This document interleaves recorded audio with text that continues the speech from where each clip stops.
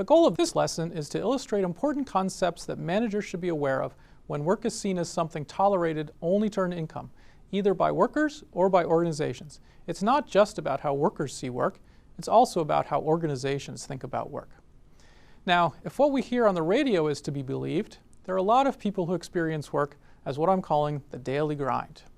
So let's give you a few examples. For example, 9 to 5 by Dolly Parton. Working 9 to 5, barely getting by, it's all taken and no given. They just use your mind and they never give you credit. It's enough to drive you crazy if you let it. Or Taking Care of Business by BTO. And if your train's on time, you can get to work by 9 and start your slaving job to get your pay. If you ever get annoyed, look at me, I'm self-employed. I love to work at nothing all day.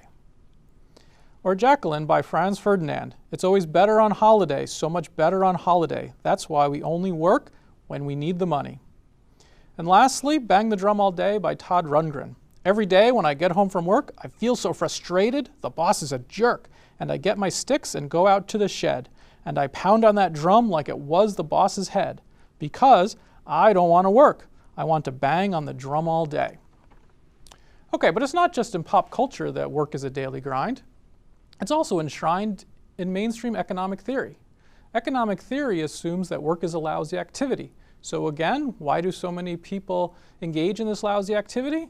Well, they tolerate it to earn income. There's two different ways in which economists see work as a negative. First, work can be painful. It can be hot, dangerous, stressful, boring. Maybe it requires stifling your emotions, pretending to be happy when you're not, and the list goes on and on and on. I have to stand here and shoot a lot of videos, and my feet get sore. Second, time spent at work can prevent you from spending time on leisure or other non-work activities that you prefer. Relaxing, hobbies, time with family and friends, vacation, caring for others, and again, the list goes on and on. Making these videos has taken a lot of time away from my family. So, once again, why do so many people endure this pain or this opportunity cost? Well, we all know the answer to that. It's for a paycheck. It's for money. It's for compensation. Even the word compensate reinforces the negativity of work. In general, compensate means to make up for or make amends for. So compensation for working is pay that makes up for, make amends for what you have to endure when you work. Now, economic theory predicts that workers will work for an organization or for themselves only up to the point at which their reward still compensates them for the burden of working. For those of you who have had a basic economics course, this is the point at which marginal cost equals marginal benefit. Ask somebody to work longer or harder than that, and they won't. Let's not overgeneralize. An economic approach to work doesn't mean that work is always bad. Rather, an economic approach is most applicable when work becomes a negative.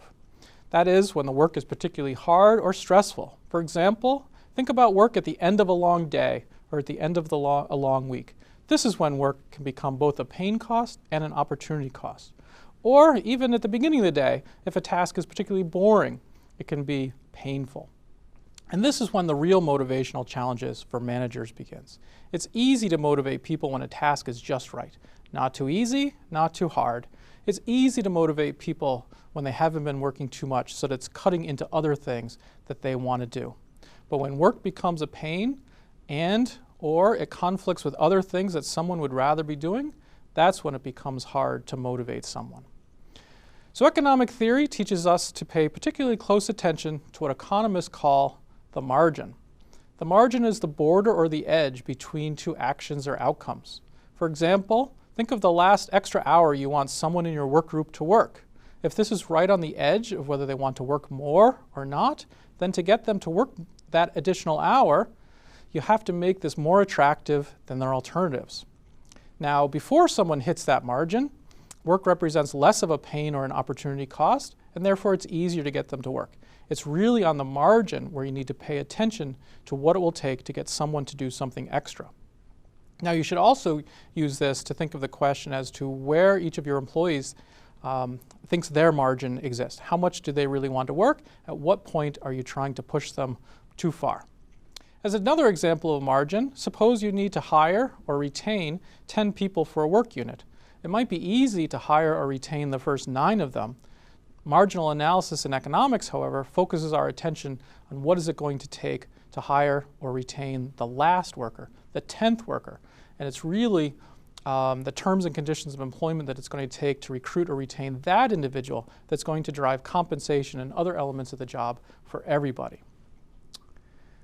Now, when work becomes something negative that workers tolerate just to earn income, what many people call the daily grind, economic theorizing gives us a useful way to think about how workers behave.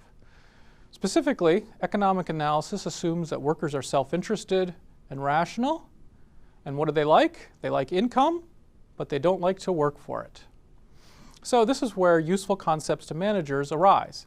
Think about pain costs and opportunity costs and how that ties to the nature of work in your organization and your ability to motivate workers and get them to work longer than they might otherwise want to. Remember to work past their margin. So that's another useful concept, thinking about margin and marginal analysis. So in the remainder of this module, we'll look at additional insights that come from applying economic insights to work, workers, and the workplace. Okay, back to singing the blues about lousy work.